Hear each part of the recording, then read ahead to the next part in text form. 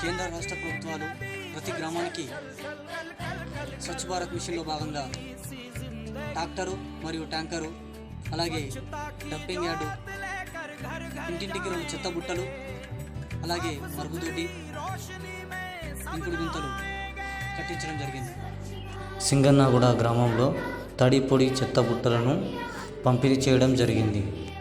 సింగన్నగూడ గ్రామంలో ట్రాక్టరు మరియు ట్రాలీ కొనుగోలు చేయడం జరిగింది చెత్తను తీసుకెళ్లడానికి కోసం.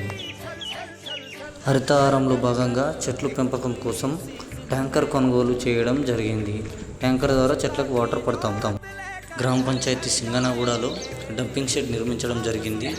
గ్రామంలో నుంచి తీసుకొచ్చినటువంటి తడి పొడి చెత్తను వేరు చేసి గాజు బాటిల్స్ మరియు అట్ట ముక్కలు, పేపర్లు ఇలాగా వేరు చేసి చెత్తను వేరు చేసి కంపార్ట్మెంట్లో వేయడం జరుగుతుంది. తడి చెత్త పొడి చెత్తపై అవగాహన కల్పిస్తూ తడి చెత్తను తడి చెత్తలోనే వేయాలి, పొడి చెత్తను పొడి చెత్తలోనే వేయాలి అని చెప్పి అవగాహన కల్పించడం జరిగింది. మహిళా మండలి మరియు గ్రామ కార్యకర్తలందరి ముందర గ్రామ పంచాయతీ వద్ద అవగాహన కల్పించడం జరిగింది. గ్రామంలో నుంచి తీసుకొచ్చినటువంటి తడి పొడి చెత్తను డంపింగ్ షెడ్లో వేసి వేరు చేసి చిన్న చిన్న ముక్కలుగా కట్ చేసి సేంద్రియ ఎరువు కంపార్ట్మెంట్లో వేసి, అలాగే కొన్ని రోజుల తర్వాత వానపాములను వేయడం జరుగుతుంది. వానపాములను వేసిన తర్వాత, వానపాములు అంటే ఇలా ఉంటాయి. వానపాములను వేసిన తర్వాత వాటి రక్షణ కోసము గడ్డి కప్పడం జరుగుతుంది, క్రిమి కీటకాలు తినకుండా. 40 నుంచి 45 రోజుల తర్వాత కంపార్ట్మెంట్ ఇలా తయారవుతుంది.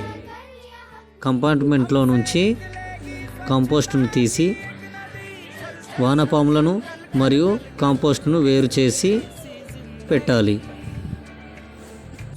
కాంపోస్ట్ను ఆరబోయాలి, జల్లెడబట్టాలి. మనకు కాంపోస్ట్ ఎరువు రెడీ అయిపోతుంది. తయారు చేసుకున్న ఎరువును నర్సరీలో, మొక్కల పెంపకం కేంద్రంలో, అలాగే హరితహారంలో భాగంలో చెట్లు పెట్టడం కోసము ఎరువును వాడడం జరుగుతుంది. స్వచ్ఛ భారత్ మిషన్, మేము సైతం స్వచ్ఛ భారత్ కై స్వచ్ఛ సింగన్నగూడ అయి కదిలి వస్తున్నాం. స్వచ్ఛ సింగన్నగూడ గ్రామ ప్రజలు అందరికీ నమస్కారం. స్వచ్ఛ భారత్, స్వచ్ఛ తెలంగాణ, స్వచ్ఛ సింగన్నగూడ.